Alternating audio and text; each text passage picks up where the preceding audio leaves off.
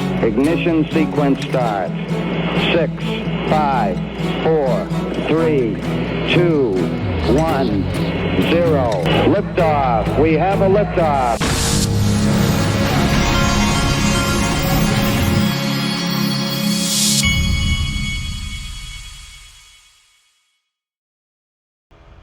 Hey everybody, this is the Digital Asset Investor, and I'm going to check my volumes and dedicate this to Mr. B from Nick Burafeto from Link2. He hates it when I check my volumes at the beginning of a show. Okay, check this out. XRP's been on the move a little bit the last 24 hours. XRP touched Fibonacci level of 61.8% at 60 cents. Trying to break here.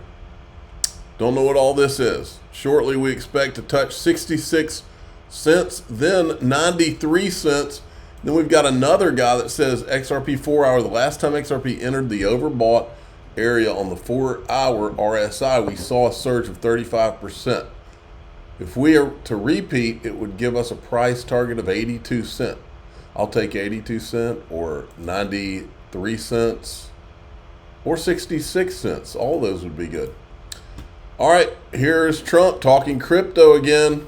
Upon taking office, I will do rapid approvals for new energy infrastructure, and we will embrace all forms of energy, including nuclear. Nuclear is a great energy. This plant is making some things that I just got to see, and it's incredible what you've done, what Gary and the family have done, the level of complexity, the level of detail.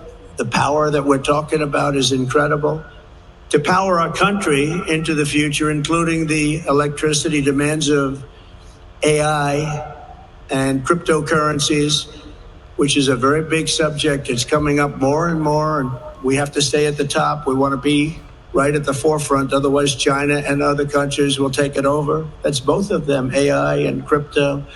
We will make a historic commitment to bring in advanced, small, modular nuclear reactors online, building these massive plants that cost $20 billion and don't even get built, like we had recently in a couple of other states. I won't mention the states, but they had 2 plants that got so out of control with cost overruns, massive nuclear plants. Okay, you heard the crypto part. Now, then we got this. Eleanor Terrett knew the Dems officially released their party platform on day 1 of the DNC.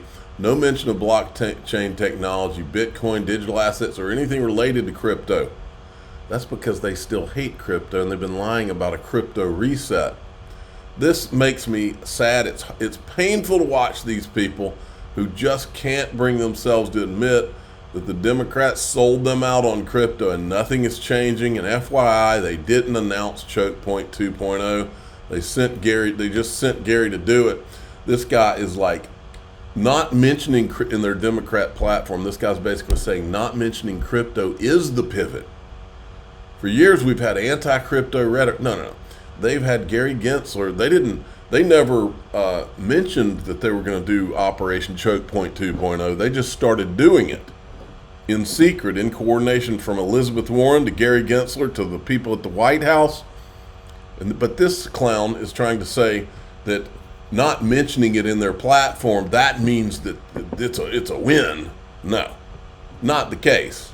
Not happening. Investors are trying to figure out. Look at what everybody's starting to freak out about this economy, folks. That the share of people who think they're likely to be unemployed in the next 4 months reached a record high in a Federal Reserve Bank of New York survey of consumer expectations. It dates all the way back to 2014, Emily. Of course, this is coming as everyone from Federal Reserve officials to investors are trying to figure out just what the labor market is telling us right now about the broader economy. Are we heading into a recession? Are we going to get a soft landing? This survey, it seemed like the data was kind of mixed because although we had a record share of people saying that they expect to lose their job, we also had a rising number of consumers who expect to receive a job offer in the next months compared with a year. So I don't know, Tim. Well, the reason we like to understand sentiment around this is because if somebody's expecting to lose their job, what are they going to do, right? They're going to pull back on spending. And what happens when they pull back on spending?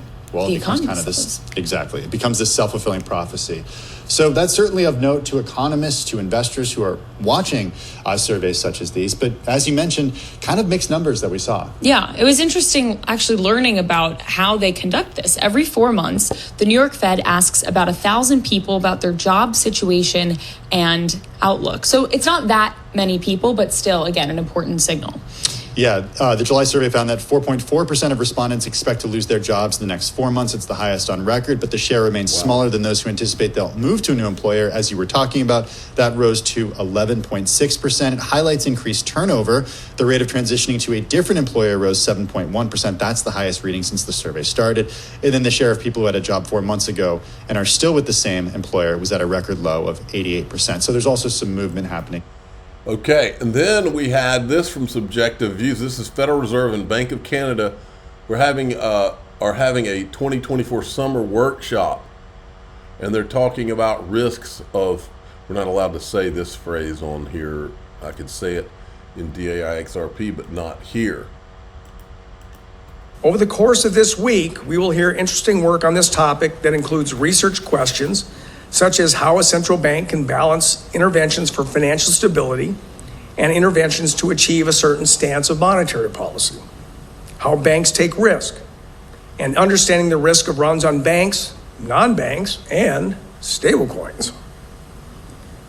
Other concepts are newer and more novel.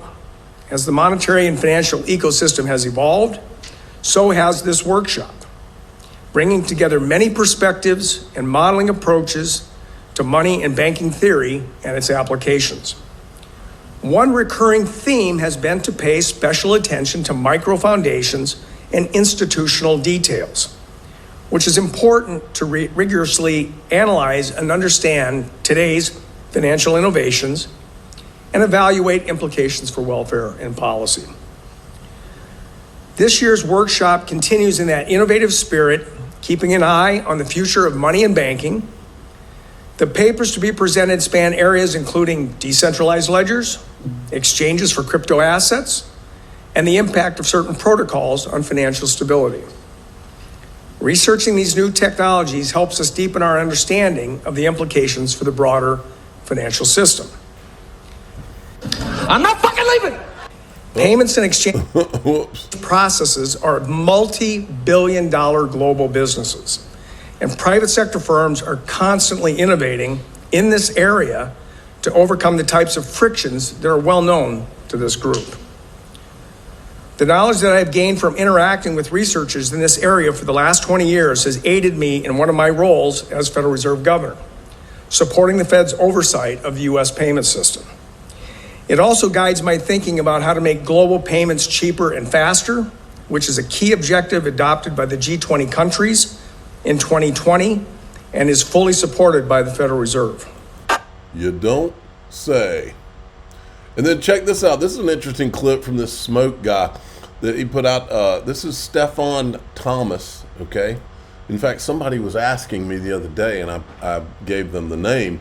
They're asking me, who was it? They couldn't remember. Who was it? This is a trivia question for you if you've been around XRP for a while. Whose couch did Vitalik Buterin sleep on when he very briefly went to Ripple? And I've always wondered, was it corporate espionage? Was he sent to Ripple to find out what he could? But whose couch did he sleep on while he was there? And the answer is Stefan Thomas. This is Stefan Thomas, previously of Ripple. When we started working, I think he's on the board now. Ledger, it was, I was thinking about how to scale XRP Ledger, and obviously, when you think about scaling any database, you're thinking about sharding, having more instances of it. And whenever you do that, one of the biggest challenges is like, okay, well, now you've got your data split up in these different silos, so how do you connect it back together? But then it doesn't stop there because, at the time we were also thinking about how do we integrate with banks and their ledgers, right? And how do we integrate with all these legacy systems? And so we really started to try to think about interoperability holistically, right? Not, how do we solve interoperability for this specific neighborhood, but for the world at large, right? And then that led us down the path to Interledger. But obviously that is a longer project. That's a bigger dream, a longer vision. and it takes time to, actually get when we start working. Okay.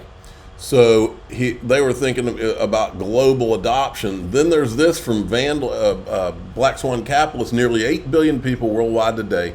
6.7 billion people have a smartphone today. 5.44 billion use the internet. 562 million people own crypto today. That's 6.8% of the world's population that owns crypto and digital assets. 100% of the global population will use the blockchain in the future. In 1990, about 0.5% of the world's population used the internet. We're in the 90s in this new asset class, extremely early. He's got that right. This came out yesterday. Kamala Harris reportedly plans to nominate Gary Gensler as Treasury Secretary. That wouldn't surprise me at all, folks. Gary Gensler has been carrying out Operation Choke Point 2.0 for all of these people. Make no mistake, all this crypto reset stuff is a bunch of garbage. These are all the same bad guys. Now, Caitlin Long said that multiple Dems contacted her to say that Gensler's Treasury Secretary rumor is false. One thinks the source of the rumor is Gensler himself, thinks he planted it just to mess with all of us. That sounds about right. That does sound about right. That's how twisted this little man is, folks. That's how evil this little man is. After everything he's put all of you through, all the people in crypto through, he literally thinks it's funny.